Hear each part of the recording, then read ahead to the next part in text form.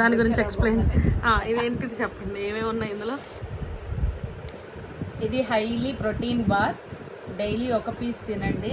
It is really healthy and very hygienic and high protein rich bars.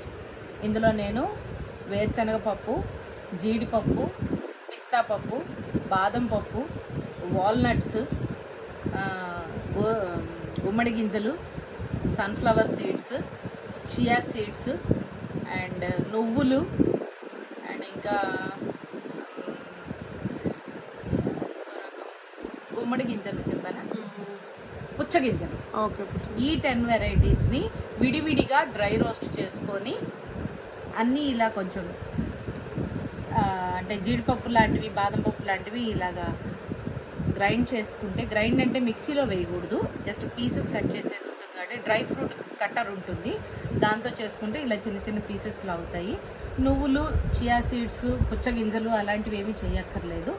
Only మనకి జీడిపప్పు, బాదం పప్పు, walnuts లాంటివి జస్ట్ డ్రై ఫ్రూట్ మిక్సర్ దీంతో చేస్తే ఇలా చిన్న పీసెస్ అవుతాయి.